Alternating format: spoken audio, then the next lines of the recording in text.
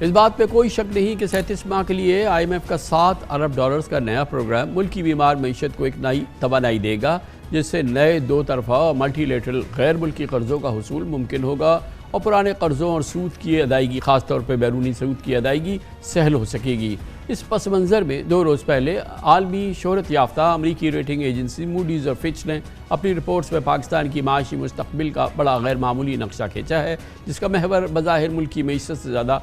ملکی سیاست ہے۔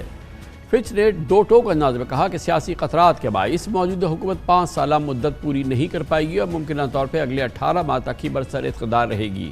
تاہم اگر حکومت چلی بھی جاتی ہے تو نئے الیکشن کے بجائے ٹیکنوکریٹس حکومت میں آئیں گے جو IMF کے معاشی اصلاحات کا ایجنڈا آگے بڑھائیں گے۔ فچ کے جائزے کو ہی نسبتاً معتدل انداز میں موڈیز نے بھی ترجمانی کی ہے، جس نے کہا ہے کہ IMF کے نئے پروگرام سے پاکستان کی بیرونی ادائیگیوں میں آسانی ہونا ممکن ہے، لیکن اضافی ٹیکسز، بڑھے ہوئے انرجی ٹیرف سے مہنگائی بڑھے گی، جس سے سیاسی اور سوشل ٹینشن بڑھے گی، اور ایسے میں ایک کمزور حکومت کا بیرونی ادائیگیوں میں مشکلات کے خدشات ہو سکتے ہیں۔ یہ عالمی ریٹنگ ایجنسی معمول کے برخلاف سیاسی جائزوں سے قطع نظر ہم ان سب باتوں کو سمجھتے ہیں کہ پاکستان کے لیے صرف IMF پروگرام کا تسلسل کافی نہیں، بلکہ پاکستان کو 100% ٹیکس پابند اور 100% ڈاکیومنٹڈ اکانومی کی ضرورت ہے۔ اور اگر آزادی کے 76 سال بعد بھی ہم یہ سوال کر رہے ہیں تو اس کی بنیادی وجہ یہ ہے کہ فیڈرل بورڈ آف ریونیو ہے جو ٹیکس وصولی کے لیے یا تو آسان اہداف ڈھونڈتا ہے یا ٹیکس گھپلوں یا بلیک میلنگ میں ملوث ہے۔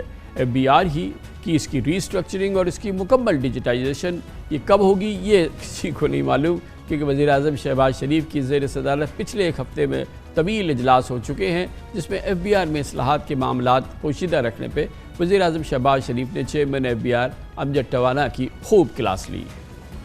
بہرحال اس وقت پاکستان کی اولین ضرورت ہے کہ پاکستان کی سرکار اپنے اخراجات کم کرے، پاکستان میں قومی کارپوریشنز کے اندر اصلاحات لائے یا انہیں پرائیویٹائز کیا جائے، پرائیویٹائزیشن کا عمل آگے بڑھے اور قومی اداروں میں جامع اصلاحات ہوں، اور خاص طور پہ پاکستان میں دستاویزی معیشت کے حوالے سے بڑی پیش قدمی ہو، اور خاص طور پہ FBR میں بالآخر وہ نیا جنم ہو جائے جس کی پورا پاکستان تمنا کر رہا ہے اور جو پاکستان کی معیشت کے لیے انتہائی کلیدی ضرورت ہے۔ ان تمام موضوعات پہ بات کرنے کے لیے آج ہمیں جوائن کر رہے ہیں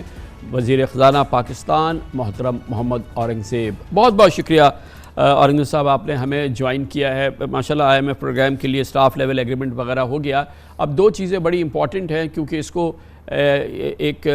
ٹھوس شکل میں آگے بڑھنے کے لیے اور اس مومنٹم کو آگے بڑھانے کے لیے ایک تو یہ کہ بنیادی طور پہ کہ جلد از جلد یہ IMF کا بورڈ اس کو اپروو کر دے، اس کا ہمیں نہیں پتا کہ یہ کب تک ہوگا، کوئی اس کی کیا تاریخ ہمارے پاس ہے، اور دوسری چیز یہ ہے کہ اب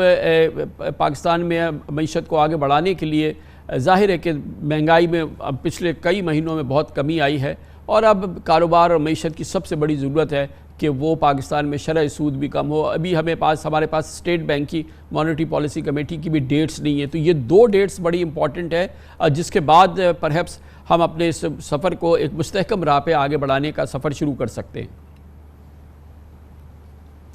جی کامران بھائی، بہت شکریہ آپ کا مجھے مدعو کرنے کا۔ تو جیسے آپ نے ذکر کیا کہ پہلا جو ہمارے لیے مرحلہ تھا وہ بہت امپورٹنٹ ہے کہ سٹاف لیول ایگریمنٹ کا ہونا، اور یہ بھی $7 بلین کا جو پروگرام ایگری ہوا ہے over a 37 month period. I think this will allow us what we need to go through, جو ہم نے پہلے بات کی ہے، جو اسٹرکچرل ریفارمز ہمیں کرنے کی ضرورت ہے، ٹیکسیشن سائٹ پہ کریں یا انرجی سائٹ پہ کریں یا SOE سائٹ پہ کریں۔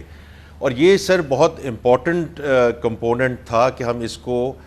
کر پاتے، بیکاز آپ کو غالباً یاد ہوگا کہ 2023 میں جب یہ پروگرام ڈیلے ہوا تو اس سے کرنسی انسٹیبلٹی، FX ریزروز، ہماری ratings, state bank going into essential naan essential, تو اس وقت بہت ایک ایشو نے جنم لے لیا تھا۔ تو اب الحمدللہ جو ہم نے 2024 فسکل ایئر ختم کیا ہے،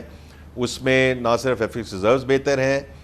اس سے انشاءاللہ ہماری ریٹنگز بھی آگے بڑھیں گی۔ جو ہمارا کچھ بیک لاگ بھی تھا، جو ہماری پروفٹس ڈیویڈنڈز رکے ہوئے تھے انٹرنیشنل انویسٹرز کے، وہ بھی بیک لاگ سارا کلیئر ہو گیا ہے۔ Now we have to move forward, جیسے آپ نے ذکر کیا۔ تو اس میں سر ہم بہت پر امید ہیں کامران بھائی کہ انشاءاللہ اگست کے آخر تک انشاءاللہ جو ایگزیکٹو بورڈ کا جو اپروول ہے، وہ اب سمر کی چھٹیاں بھی ہیں، لیکن اس میں یہ اپنا وہ جو بھی ان کے انتظامی